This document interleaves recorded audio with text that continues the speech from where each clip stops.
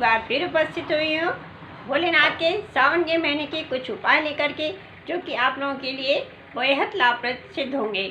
तो करना क्या, यदि आप संकटों से जूझते रहते हैं और आपके पास आए दिन संकट आते रहते हैं, तो आपको करना क्या है, इन सावन के दिनों में, इस बार 2 सावन पड़ रहे हैं, तो इन जितने भी सावन के दिन बचे हुए हैं उन सावन के दिनों में आप, और सावन सोमवार के दिन में आप शंकर जी को काले तिल का से आप काले तिल चढ़ाइएगा। बाकी तो आप जो है बेलपत्ती है, धतूरा है, वो तो आप चढ़ाते ही हैं, लेकिन आप तांबे के लोटे में या स्टील के लोटे में काले तिल लगा करके और उनका अभिषेक कीजिएगा और उनको जल चढ़ाइएगा।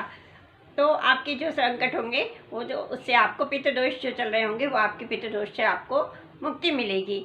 अब आपको ऐसा लगता है कि हमारे पास में ये संकट आने वाला है, या मतलब ऐसा महसूस होता है ना कि यार ये संकट आ जाएगा हमारे पास, या ऐसा परेशानी खड़ी हो सकती है इस कारण से हमको, तो आप गुड़ मिश्रित जल में गुड़ को मिला लीजिएगा पूरी तरीके से, अच्छे तरीके से, जिसमें उसमें इतना सा भी वो नहीं रहना चाहिए, जैसे पूरा गुड़ में इसमें मिल गया है। तो उससे शंकर जी का अभिषेक कीजिएगा। आपकी आने वाली समस्या, आने वाला संकट वो तो टल ही जाएगा, और जो अभी यदि चल भी रहा होगा तो उससे भी आपको मुक्ति मिलेगी। ये आप गुड़ मिश्रित जल को आप शंकर जी को चढ़ाइएगा।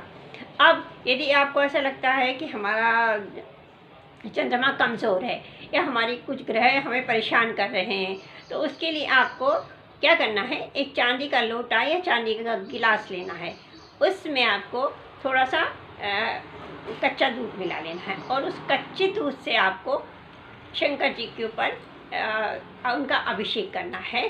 ओम नमः शिवाय का जाप करते हुए 108 बार आप, अभी कुछ दिन सावन के बचे हुए हैं तो ये आप करिएगा। इससे आपके और बाकी ग्रह भी मजबूत होंगे और आपको जो ग्रह से परेशानी चल रही होगी वो दूर होगी।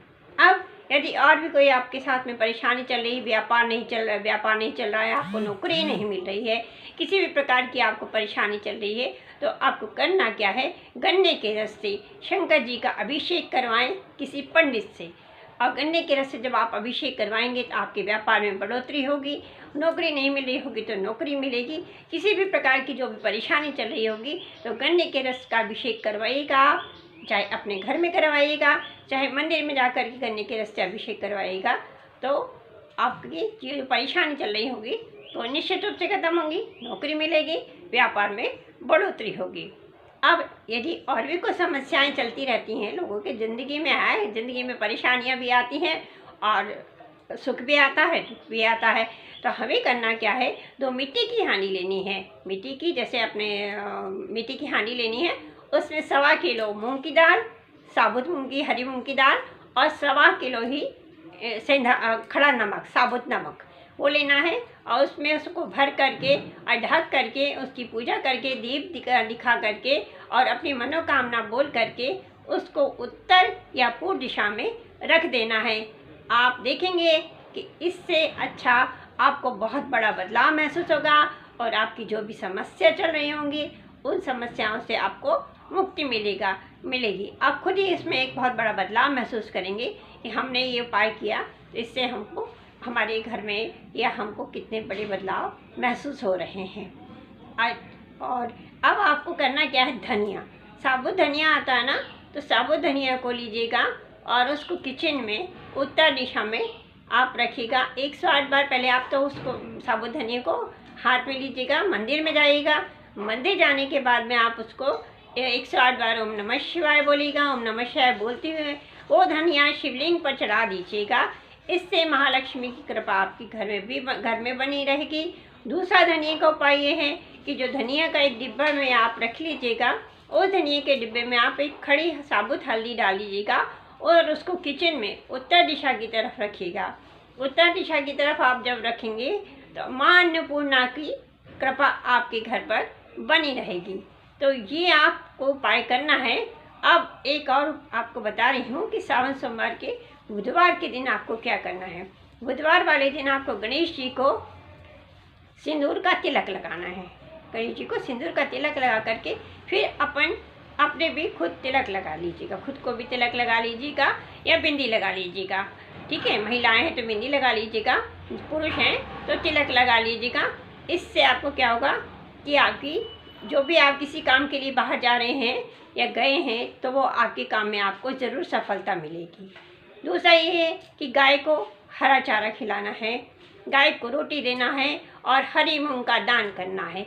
ये सारे यदि आपने उपाय कर लिए हैं तो आपको सफलता निश्चित रूप से मिलेगी किसी भी काम में। और हाथ जोड़कर प्रार्थना करिएगा, कर्म तो करना ही पड़ेंगे, काम के लिए तो आपको बाहर निकलना ही पड़ेगा, लेकिन जिस भी काम के लिए आप जा रहे होंगे उसमें आपको सफलता ज़रूर मिलेगी। गणेश जी भगवान, भोलेनाथ भगवान, हनुमान जी सभी आपके कामों में मदद करेंगे, आपकी आगे आपको बढ़ने में सहायता करेंगे। कर्म तो आपको करना ही पड़ेंगे। अब हनुमान जी का भी उपाय यह है कि हनुमान जी को आप जो भी मनोकामना करते हैं तो हनुमान जी को पान का बीड़ा चढ़ाइएगा। हर मंगलवार को शाम के समय जाइएगा हनुमान जी के मंदिर में और एक पान का बीड़ा लीजिएगा।